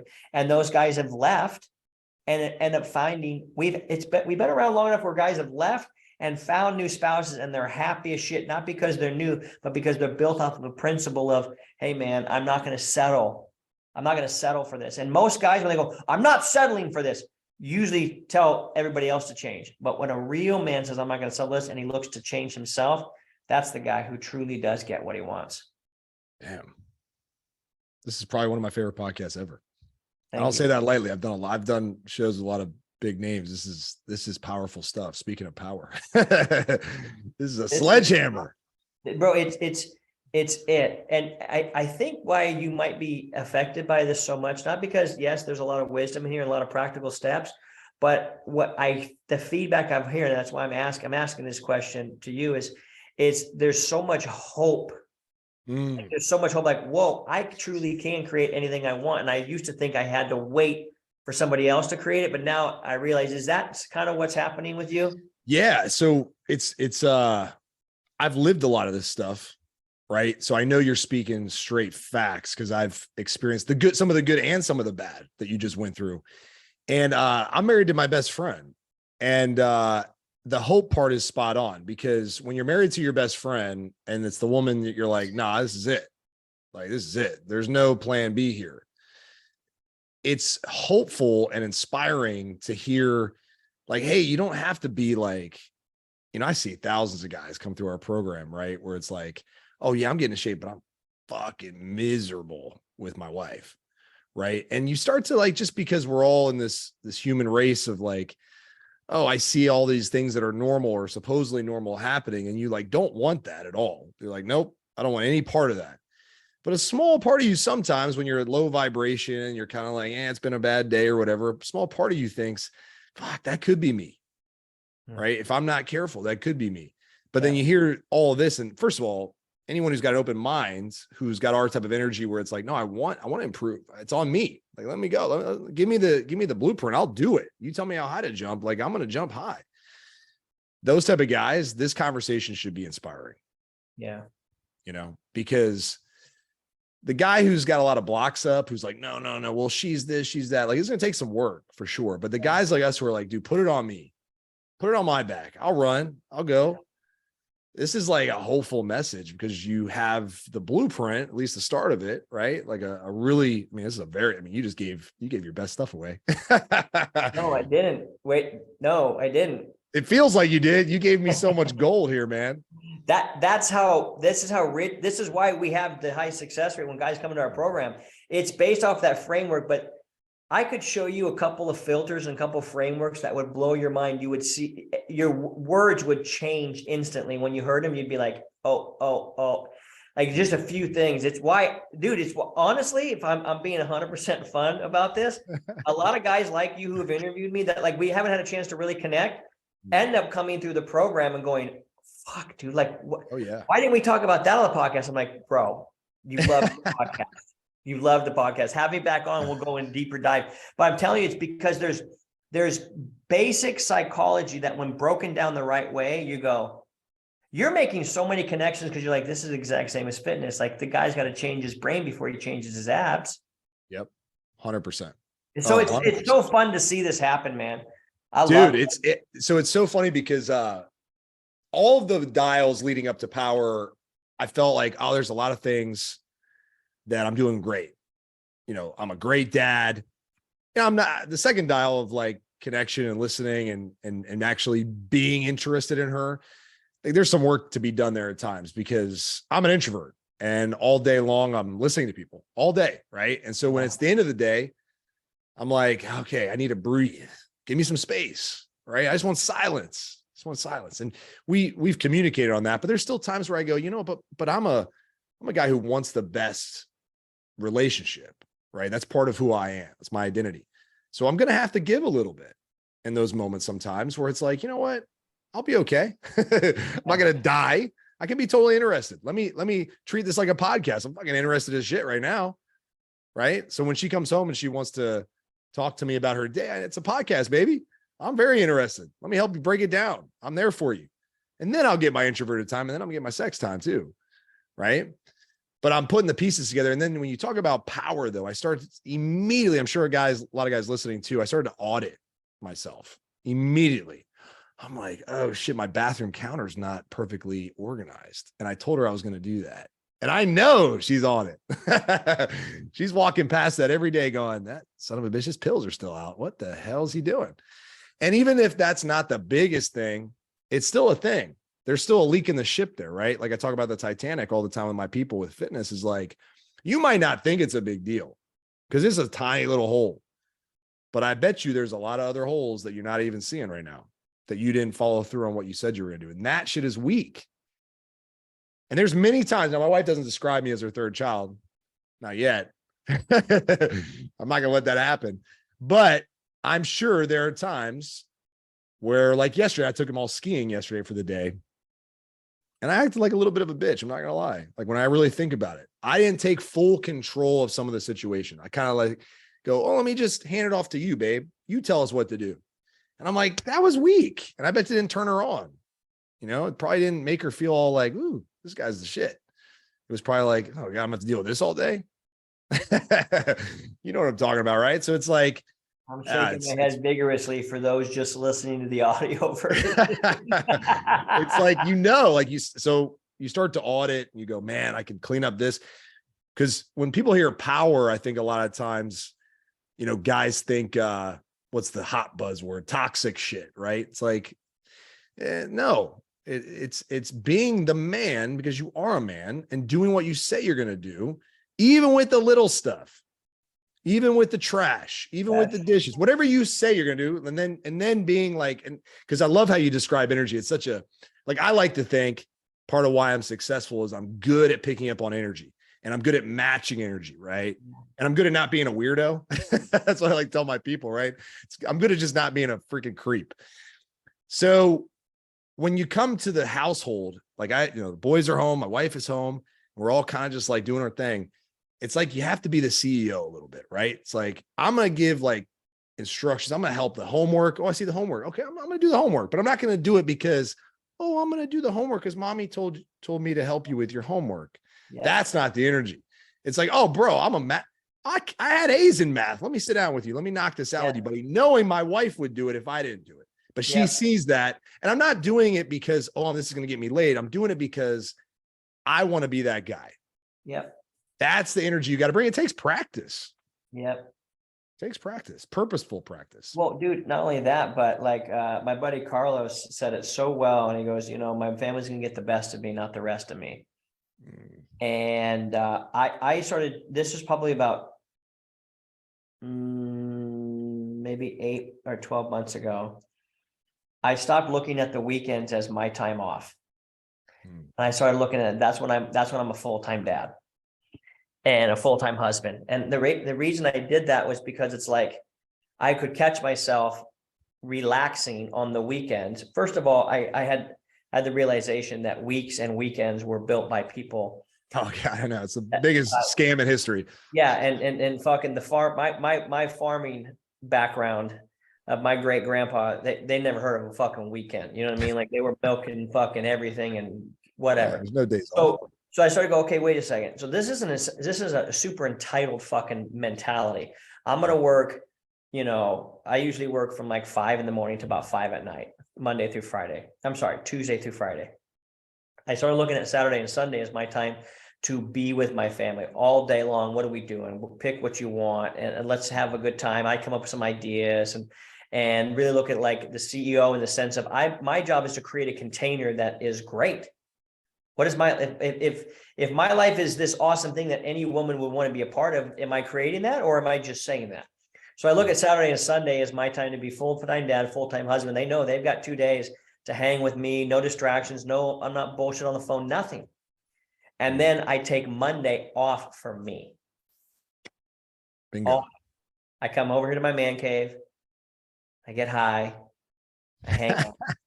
I fucking talk to God. I let God talk to me. I dance here. I play pool. I watch a movie. I do whatever the fuck I want all Monday until about Monday around 5. And I just go home, recharged, ready to go, fired up, full of piss and vinegar, ready for. I just figured if I ain't living while I'm living, am I really living? I love that. And so so Saturday and Sunday, they got and then when I come home, they got my full attention. You know what I do before I go home? I just get totally clear to like, I'm done with this place. Even though as an entrepreneur, you're always thinking about everything. I get it. but I'm like, what is my reputation at home for when I come home? What's my reputation with my wife and my daughter? And now we have my 16-year-old niece living with us. What is their reputation? And I got to be really mindful of that. What's my reputation with these three human beings, that when they get to see me, you guys get to see this version of me. What version of me do they get to see? So as an entrepreneur, I rearranged my life to be in such a way to where I'm like, no, man, I can't.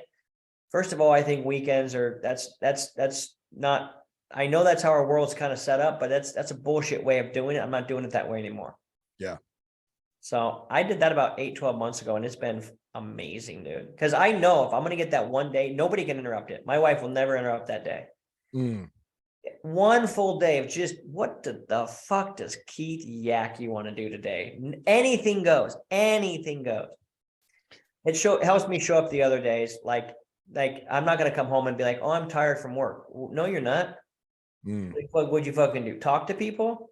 I used to be a fucking bartender, and I actually had to work for a living, not just fucking tell people wisdom about all the bullshit pain I went through and how I figured out. You know what I mean? So I had to start really reconfiguring how are you actually looking at this in reality, Keith? And let's fucking be a man about this. So yeah, dude. Pretty cool. You sold online fitness programs all day. You poor thing. Are you gonna be okay? Yeah. Yeah. You know what I mean? So it's just, again, I started looking at what's my standard? What's my standard? What's my standard? Well, my standard is not be a fucking pussy. So then I can't use pussy as excuses, because that's not what my standard would be. So dude, it's just, bro, there's so many things. I get so deep into all of these things of how I actually look at a dad. Like I'll give you the best parenting advice I've ever gotten, because there's dads in here, and then I know we're probably running really fucking late on time. But this is amazing. This is awesome. I'll give you this, dude. This changed for me big time about, oh shit. It's going on for maybe 2.5 years, maybe. And it was simply this. When I would sit down with my daughter, and sometimes I'll have her for the whole weekend, because my wife, she'll drive and hang out with her mom and go away for the weekend with her friends and stuff. And which is, I think every guy should send their wife away for a day, so that way they can spend just their time with their kids, so that you can make their food. You bond with them way differently than if mom's there fucking doing all the shit. Oh my gosh. That's huge. Just the law of energy says if there's two people there, they're going to focus on it. When there's third, it's going to be split and divided. Anyhow, all that simply. So what I would do with Jovi is I would wake up and go, okay, we used to call it an itinerary, but then we started calling it a playlist. And we'd get up Saturday morning or Friday night. They go, all right, what are we doing this weekend? And then I would have her and I make the itinerary together. And I would let her, she putting in the emojis.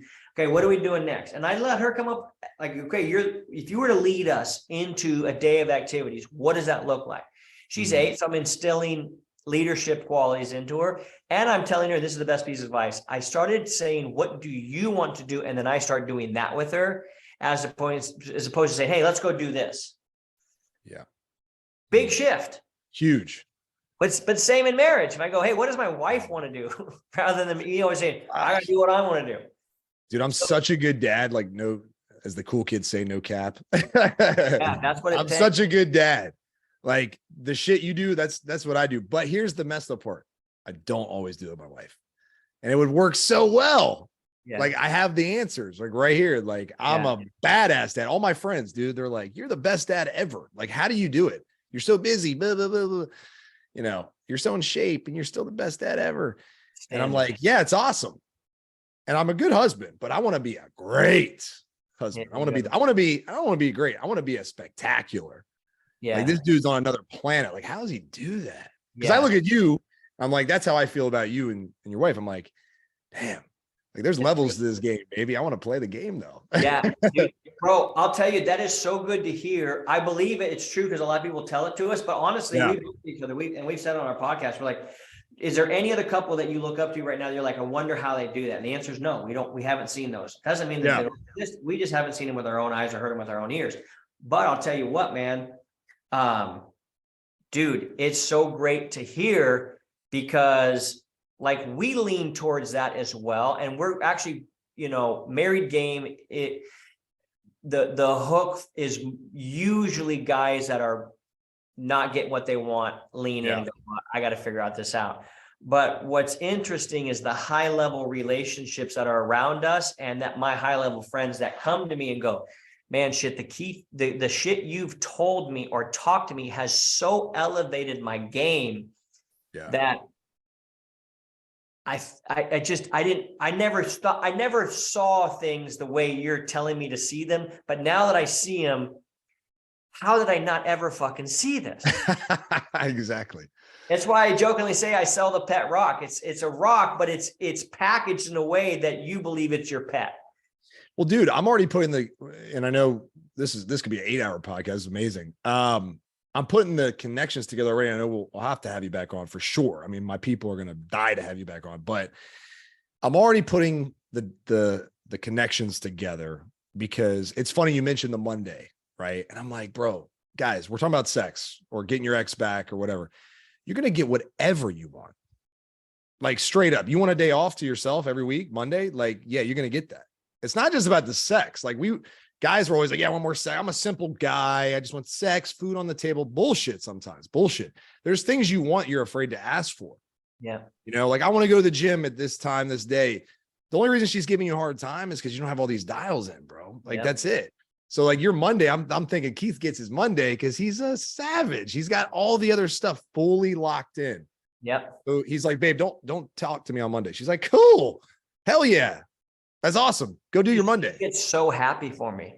Oh yeah. She's like, she's like, dude, Monday, it's Keith day. Keith day. That's awesome. But dude, all right. We gotta all that to say anything you want to create, you can create. I've always just said, hey, if there's a guy that's got the blueprint, fucking show me how to do it. And that's what we've created. Like if guys need to get in shape, they're coming to you. They're like, well, you have the fruit of what they want. I have the fruit of what I know every guy wants in terms of a relation. I feel like a relationship billionaire, if I'm being honest with you, man. Yeah. Where do you guys start with you? Because we have a ton of killers that listen to this show that are crushing in at least one area of life. Maybe it's business, fitness, or whatever. But where do they start? The best place to go, if this conversation is like, I need to learn more about how to get my wife to want me and to have sex with me and all this stuff, I would highly encourage them to go to just marriedgame.com. And if they jump on the phone with me or my other guy and they tell us they heard us on your podcast, we always make sure that no matter where anybody's heard us from, that whoever sent them our direction gets taken care of really well. It's just how we operate.